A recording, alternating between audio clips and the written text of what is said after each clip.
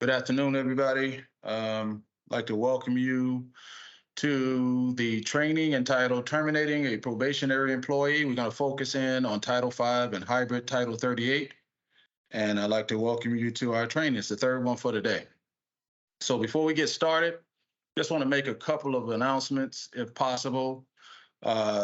This training will be recorded. So by signing on, you're actually authorizing us to record it and you're okay with that. So just know that going into it. If there are any bargaining unit employees on the call, I would appreciate it if you drop off right now because this training is specified for VISN supervisors and also administrative personnel. So I'll give you a few seconds to drop off. All right, I would like to introduce you to my team. My name is Marcus James. I'll be presenting today. We have Lisette Lima, Valerie McKinney, Samantha Montalvo, Jose Nieves Lopez, Angel Torres Morales, and that rounds up my group. It's a great group of folks that I enjoy working with. So, and I appreciate everything they do on a day-to-day. This training falls under the employee relations competency and is being presented on a foundational level. As far as the behavioral indicators, they include the process for terminating employees during the probationary period. This training also provides a general overview and outlines the purpose of the probationary period by incorporating the role and responsibilities of the supervisors. Our learning objectives, there's 6 of them. At the end of this, you should be able to describe the purpose of the probationary period, identify the supervisor's role in evaluating the probationary employee, understand the length of the probationary period, understand the periods of absence that may occur during the probationary period, know the probationary period for full-time, part-time, and intermittent staff, and finally, describe the process to terminate a probationary employee where you get HR involved in that. Now, before we get started, there's 3 quotes I'd like to go over and kind of tell you what they mean to me as well. So the first one is previous President Teddy Roosevelt. People ask the difference between a leader and a boss. The leader leads and the boss drives. So to me, that's just as simply as supervisors wearing more than one hat from time to time, depending on what we have to get done. So there'll be a time where you're going to lead your folks to accomplish a goal or objective for your unit or facility or whatever, that may be. Or you could be the boss that needs to kind of put your foot down a little bit and drive your situation home with your employees. Maybe they're lagging in a certain area, or you're not meeting your goals and responsibilities that were expected of you. So you may drive a little harder on that. So from time to time, we may wear one hat, the other, or sometimes even both. The next quote is by Ayanna Van Zant. She is a protege of Oprah Winfrey and an inspirational speaker. So she states, the way to achieve your own success is to be willing to help somebody else get it first. And I believe that to be true. So to me, that just means give your employees or subordinates the resources and make sure they have the knowledge, skills, and ability to do the very best job they can. And finally, my last quote is my favorite. And I'm a big admirer of retired Admiral Bill McCraven. It's not just about holding people accountable. It's making sure the people around you understand that their effort is worthwhile. So from time to time, we have a slew of different grades within a unit, GS5 and maybe up to a GS13 or 14. To me, this quote means just making sure that GS5 knows how important their job is to the overall operational success of the organization. So not just that 13, but that 5 also is a part of that. And they should know how they fit into the grand scheme of what you're trying to do. So let's get into it. What is the purpose of the probationary period? It's to provide the government with an opportunity to evaluate individuals' conduct and performance on the job and to determine if an appointment to federal service should become final. Until the probationary period has been completed by an employee, they are still an applicant for an appointment with the burden to demonstrate to you why it is in the public interest for the government to finalize an appointment to federal service. So typically, when we get a new employee in, we're going to give them their expectations, and then we're going to evaluate their work and their conduct. And also, we're going to provide and offer feedback when need be or encouragement. And then we're going to go back and reevaluate them again. So pretty much it's a constant loop we continue to go through to ensure that employee is on the straight and narrow and they're doing a good job for the organization. Now, for new hire probationary employees, the public interest is served by actually limiting certain protections under the appointment until it's finalized, right? So they're going to have limited appeal rights, and we're going to talk a little bit about that. There's going to be 2 or 3 things that they can appeal if a situation arises, but it's very limited. Now, during this time, a probationary employee has only a few things that they can appeal if they're discriminated against in certain areas, and I'll get more into focus on that a little bit later. So also, as an agency, we are tasked with promptly and effectively acting upon their assessment when it doesn't go well for a probationary employee. So you want to make sure you're able to do that. And once an appointment is finalized, that probationary employee becomes a federal employee who is given considerable level of protection under the federal government's merit system. So it's something to remember. So you have your chance to take care of these employees and figure out exactly where they are and if they're going to be a good fit for your organization. So I'll say this at first. I've been a supervisor for a long time. I know you have a very tough job, but that job becomes even tougher when you hire the wrong individual. So, and you allow them to be appointed after their probationary period. So if we know that they're not going to be a good employee, we need to figure that out up front and save yourself the biggest headache in town. So the probationary period is basically your most valid assessment tool. This is what we need as supervisors and managers to evaluate new staff.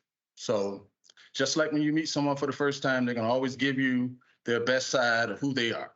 That's just how human nature is.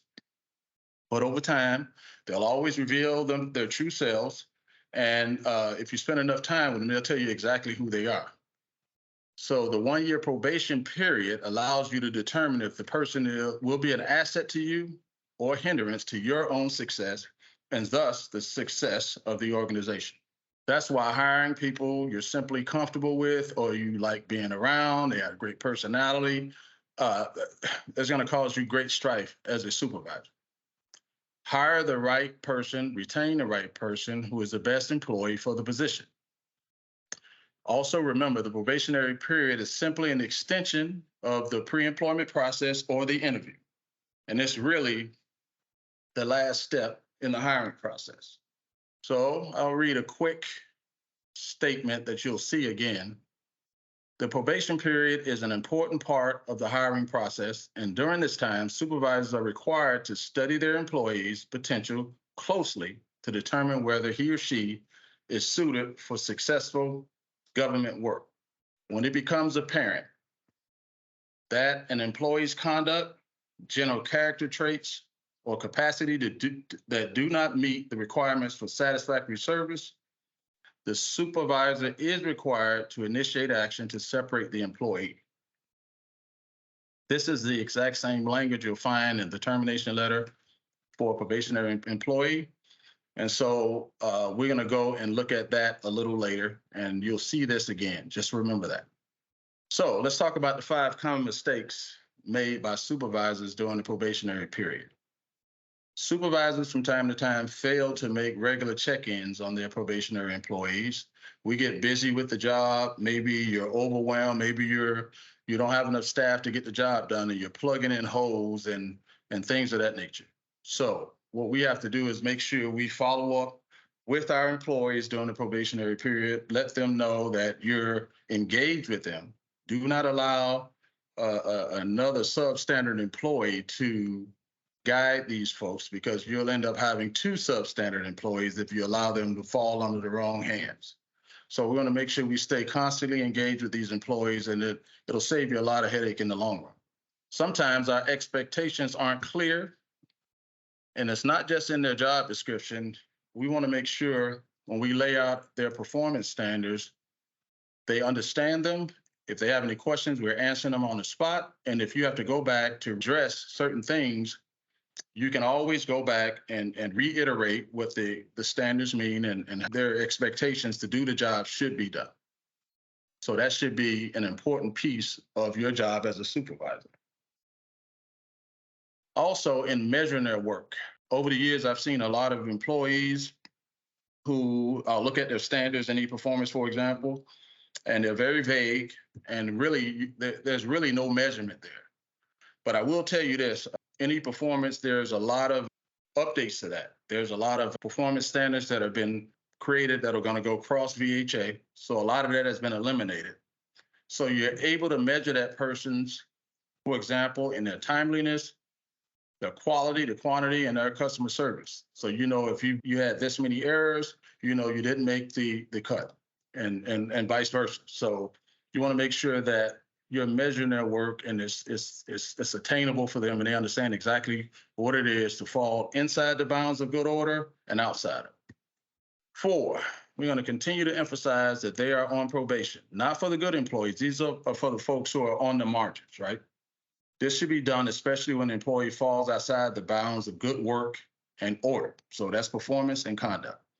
So the folks that are doing a good job, you don't have to continue to go behind them to tell them they're on probation. I think these folks probably already get it. It's the ones that have been told that they could be terminated and they still act up, right? So at that point, you want to go back and reiterate that to these folks and let them know on a consistent basis that they're being watched. And it'll actually help them stay within the bounds of good order and work. And the last one is don't wait until the end to tell the employee how they're doing. You want to make sure you do this on a monthly or quarterly basis to have a meeting with these probationary employees because it always helps to keep them guided. As a new federal employee, we have a lot of rules and regulations. A lot of this stuff will go over their head, and sometimes you have to sit down and give it to them in layman's terms. So they understand exactly what they're supposed to do, and you guys are on the same page to address any issues that may come up. So let's talk about the length of the probationary period. The probationary period is 1 year in length. So for example, if you hired someone on September 1st of 2023, their probation would end on August 31st, 2024. So as a supervisor, if you don't intend to retain an employee or an applicant for an appointment, you must pull the trigger on or before their anniversary date. In this case, it would be August 31st, 2024. So I've seen this over my years. Don't wait until the last day to contact HR or even a few days before that to terminate a bad employee. You should know this up front because if you're doing this the right way, there'll be certain patterns that these folks cannot shake, and you'll deliver. And I get it. Sometimes it's hard to let these folks go when you're already short-staffed. And I've been in this situation where you feel like I'd rather have 50% of something than nothing. But if you do this early enough with the install of what HR is trying to do in hiring folks, especially for housekeeping aides, in a faster time frame, all of this should work out for the better, hopefully over the next year. And we can get the staffing levels up as far as housekeeping aides in a couple of facilities to where they need to be. So just make sure we stay engaged with these folks. And if we have a bad employee, we terminate these folks before things get out of hand, and you can move on to the newest and better employee that's willing and able to do the job. Now, for prior service employees, their service will count towards their probationary period if the following 3 things are included in their prior service. And there's been a little bit of confusion here, and I want to use an example after I talk about this. Now, the first thing is if their prior service is within the same service, they are performing the same line of work, HR can determine that, and their actual duties and responsibilities, and contained or is followed by no more than 1 single break in service that is no more than 30 calendar days. For example, if you have a housekeeping aide that works at the West Palm Beach VA, and they've been there 6 months, and all of a sudden they come up and they resign. Then maybe 20 days later, they have a change of heart and they apply for the same exact job in Miami, and they're hired. That time will count because everything that I just said to you is within those three requirements for prior service. So there you go. Let's talk about periods of absence. While probationary employees are in a pay status, this time counts towards fulfilling the probationary requirement. And I mean, if they're on annual leave or sick leave, all of that counts.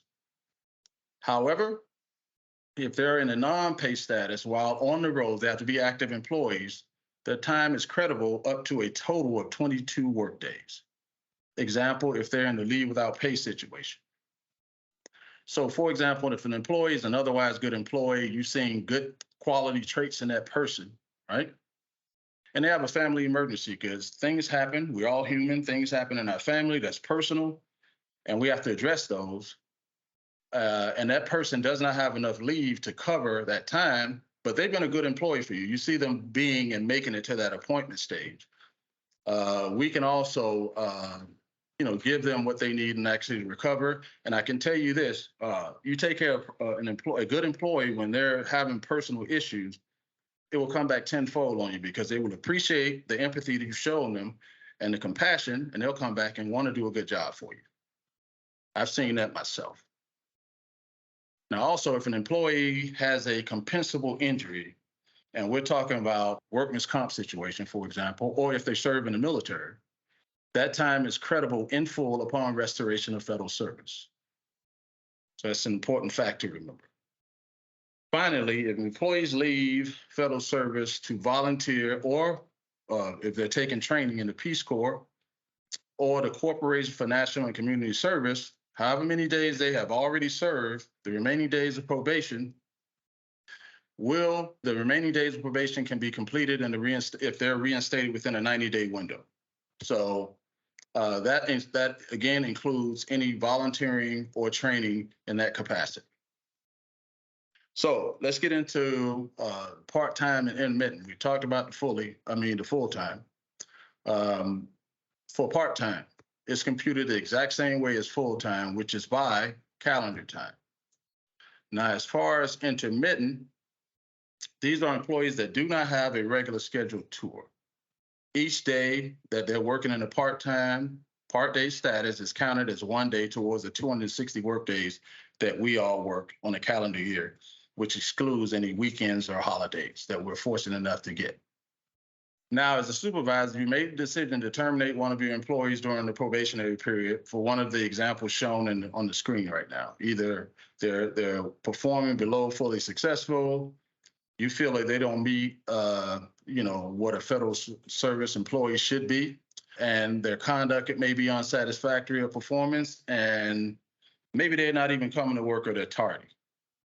So this employee has not demonstrated he or she is fit to be a federal employee and thus not an asset to the public we serve and the veterans we serve.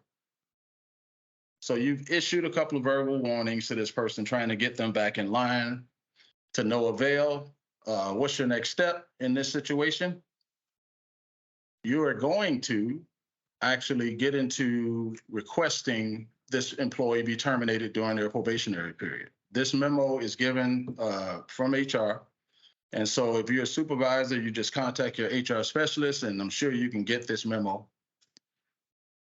This memo outlines in paragraph 1, it'll have the employee's name. It's pretty much self-explanatory to you. And you're going to talk about in this, you're recommending the employee to be terminated, right, during the probationary period. And you're going to say what the description of that misconduct is. Either they're AWOL, for example, or failure to properly request leave. Also, in the second paragraph, you're going to describe the instances of misconduct and the dates, and have a separate paragraph for each instance. So this is what you're going to actually have filled out completely and have your service chief sign this before you provide that and any supporting documentation to HR. All right, you've notified the service chief, the memo is signed, and then it's submitted to Human Resources. And Human Resources will ensure this notification is in writing. It will include the reasons why their employment is being terminated during their probationary period. It will also include the effective date of it, and also the agency's conclusions, at the very minimum, observing the employee's performance or conduct over that probationary period, right? However long it is. So I'm going to come back in a couple of slides and kind of show you what that letter looks like and kind of go through some of the paragraphs in it so that we're all on the same page there. Now, it's important to note also the medical center director or the chief HR officer, they have the complete authority to terminate employees. So that's who will be signing that letter. So I'm going to do a quick knowledge check to see if we can come up with some viable answers. Can a probationary period be extended if a supervisor needs a little more time to evaluate an employee? Okay, if you answered no, you would be correct in that. The probationary period required in CFR 315.801 is a 1-year probationary period, and it may not be extended. Okay, so that's an important note. A lot of people want to extend probationary periods, and it's a no-no. The next question, a probationary employee with 6 months of total federal service has requested 30 days of FMLA. Can this be counted towards credible service to satisfy probation? Put your answer in the poll. We have a 50-50. This happened in the last class too.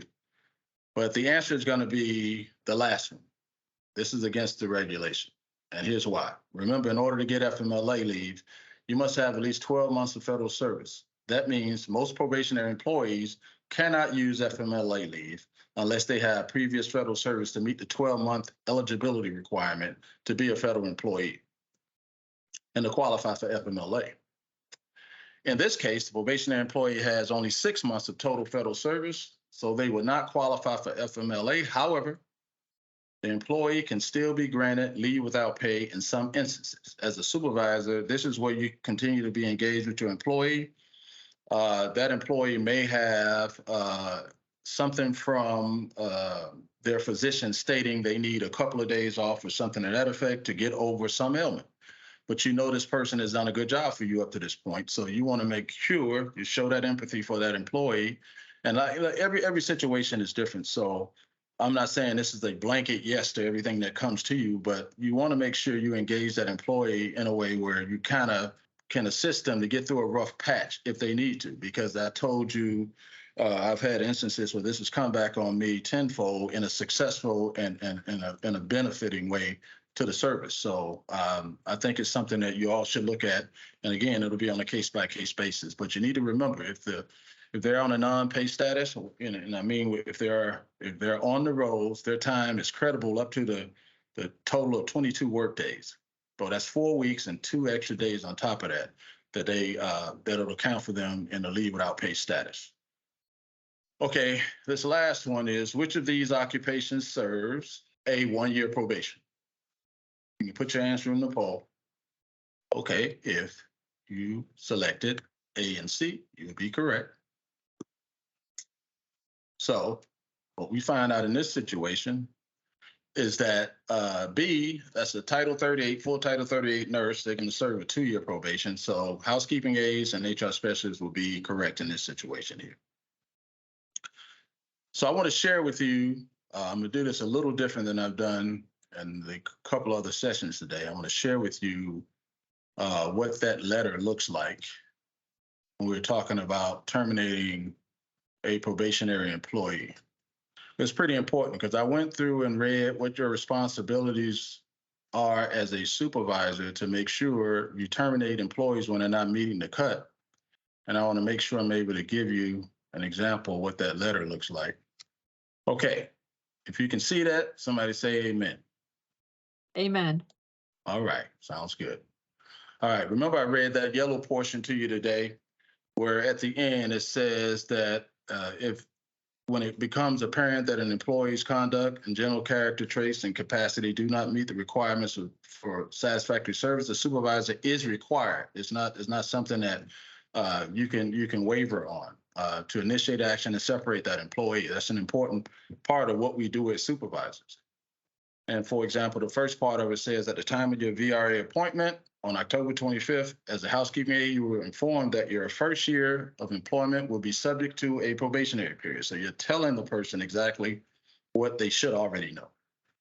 Paragraph 2, the Chief of Environmental Management Services recommended that you be terminated from your position for failure to qualify during your probationary period. Your termination is due to the failure to maintain a regular work schedule. So at that point, you're telling the person you're not coming to work on time, and you can also provide to HR maybe time and attendance roles, the sheets for that, and any other supporting documentation you may have to address that situation. Paragraph 3 talks about your effective date of your termination will be, that's probably the end of the person's tour on that particular day on August 26th. And then it goes into talk about if you owe anything back to the government as far as equipment or indebtedness, you're going to pay that before your final check will be released, because we all know if you're not going to pay the government back, they will get paid down the line somewhere, maybe in a tax return that's garnished. So let's continue to go through this letter. You'll be, and 4 says you will be retaining an active duty status during the advance notice period. So they're letting you know that you'll still be on the rolls until that is over. And the highlighted area is what I was going to tell you about the limited appeal rights that you have as a probationary employee. So if you feel like you are discriminated against due to your marital status or partisan political reasons, or your removal was not in accordance with 5 CFR 315.805, then you have corrective actions. You can appeal it through MSPB. But if you notice, it goes through the Office of Special Counsel if you're looking for redress there, also the Office of Resolution Management. So to go through this letter, I'm not going to do it all the way through, but it gives you the employee who's being terminated, it gives them every right to appeal if they feel like they fall into one of those categories. And it'll even go into, in paragraph 9, tell you who to contact if you had questions as a probationary employee who's on the verge of being terminated. And then it's signed by the Chief Human Resources Officer, and then you're done with that situation. So getting back to it, we're going to talk about a scenario here that may come up. You may have a situation where a person is a probationary employee, maybe a female who's having an issue with a difficult pregnancy, or it could be another employee who may be having some issues with an operational procedure, or they may be going through chemotherapy or whatever the case may be. We've been talking about termination. Sometimes you have to play it by ear and kind of engage these folks to figure out if you can offer someone who's going through a difficult period, maybe it's not a long period of time, but they do have a letter from their physician stating they just need a little bit of time off to get some things taken care of as far as their health, mental health, or their physical health, right? You can still offer these people EAP and also reasonable accommodations to help them get through a rough patch. As I said, if you have an employee that you think could have the potential to be a good employee and meet that appointment as a federal employee, then you want to engage that employee and do what you can to help them get through a difficult situation. And sometimes that goes a long way with that employee. So everything is not cut and dry. You got to play it by ear as a supervisor. And that's why engaging your probationary staff and just your staff period is one of the vital jobs as a supervisor or manager. So what have we learned today? We've talked about, we described the purpose of the probationary period. We identified the supervisor's role in evaluating the probationary employee. We talked about the length of the probationary period, the periods of absence that may occur during the probationary period, the probationary period for a full-time, part-time, and intermittent employee. And we described the process to terminate a probationary employee, where we go through some of the steps that involve human resources. So here are some of the references my team and I went through to devise this training. But at this time, I'll go ahead and take any questions you may have about this. And let me say this too. I said this at the last training, so I want to make sure I make this clear to whoever's out there. HR is working really hard to try to improve the FTE levels for some of our facilities as far as housekeeping aides are concerned. As we know, some of the levels of the housekeeping aides are subpar, and it affects the cleanliness of the hospital. So I know Miami is one of those hospitals, and the plan that Jessica Garrett and some of her team have devised are trying to improve how fast we bring on some of the devices. When you do make the decision to terminate a probationary employee, or even an employee that may be a permanent employee and you're terminating them, we're going to do our best to try to address these vacancies in a more expeditious manner. So I think it's going to work out. We're going to be doing this training once a month, and we're going to try to capture all 3 shifts. So if you know anybody out there as a supervisor who may need or want to take this training, feel free to reach out and let them know that this is going to be going on in May and June and probably beyond. But we're going to do our part as HRD to try to assist you guys and knowing what your rights are as a supervisor, and also getting you the things you need to feel confident that what you're doing is the right thing. Anyway, if you guys think of anything that we can help you with, feel free to reach out to us. We'll respond accordingly. And if we don't know the answer right away, we'll definitely get you that answer. I've been up since 6:30 this morning trying to get this together. So I'm a little tongue tied right now, but I feel good about what happened today. But hopefully you guys got something out of it, and I look forward to the next time. So anything you guys need from us as far as this is concerned, just because you don't have the question today, feel free to call us or email the group, and we'll definitely get you an answer to some of the things that may concern you. Okay, so hopefully you enjoyed the training.